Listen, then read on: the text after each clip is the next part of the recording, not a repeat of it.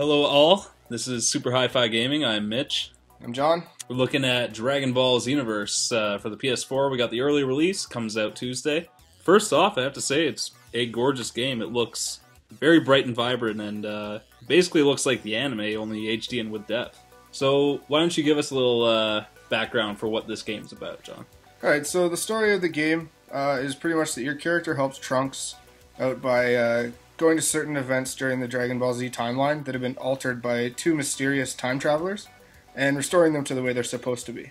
This takes events from the Dragon Ball Z anime as well and kind of puts you in those scenes. They're called time patrol missions.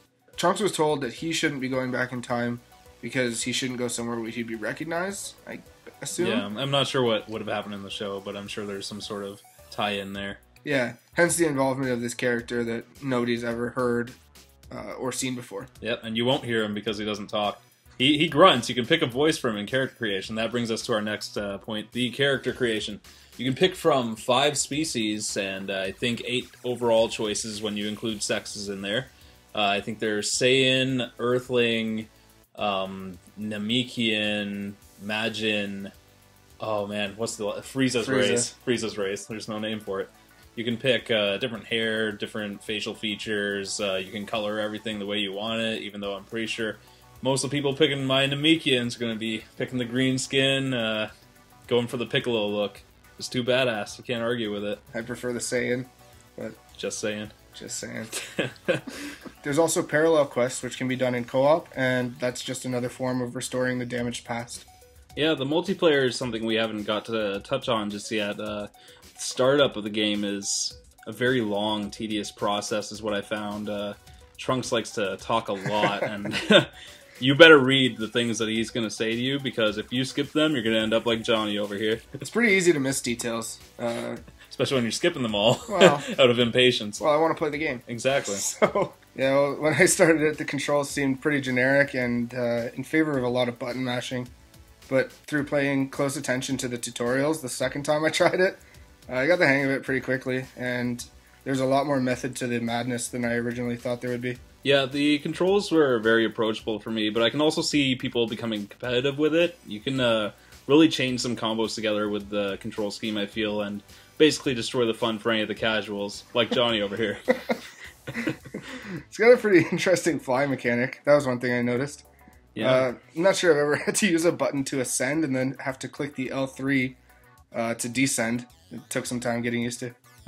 Some of the camera angles, too, when you're fighting really add to the experience, because the first experience we had with the game, I was sitting on the couch next to John while he was playing through it, and it can be just as thrilling for the person sitting next to you. But with the great camera angles that happen during the fighting, there can be a few wonky moments with the camera angles.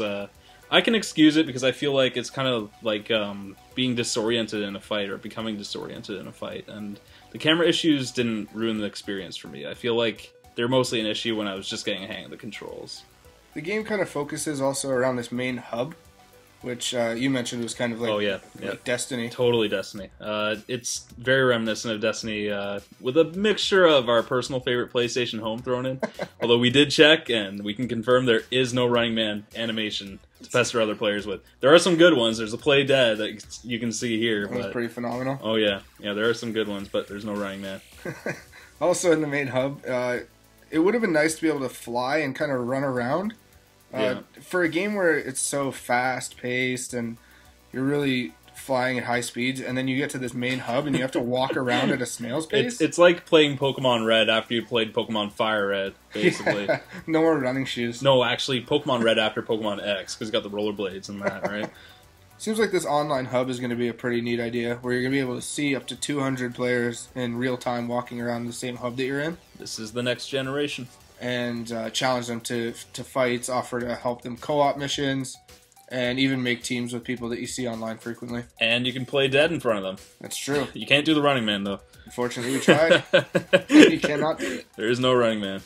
So you have really gorgeous, kind of huge landscapes to fight in, and you can fly all over them. But if you go far enough, there are invisible walls which come in the form of force fields, which is better than just invisible walls inexplicably blocking you in, but it'd be nice if the landscapes were even bigger. Overall, I'd say we're pretty impressed with it. It was a total impulse grab for us in the first place. Having not seen Dragon Ball Z in many years, I can say I'm pretty satisfied with it just as a gamer. Absolutely, it's a great game. It's nice to have another title on the PS4. But anyways, stay tuned. Yeah, hopefully this provides you with a little bit of insight. And on Super Hi-Fi Gaming, we'll offer some previews, some reviews, and some more. So stay tuned. Make sure to like, comment, and subscribe. Do it.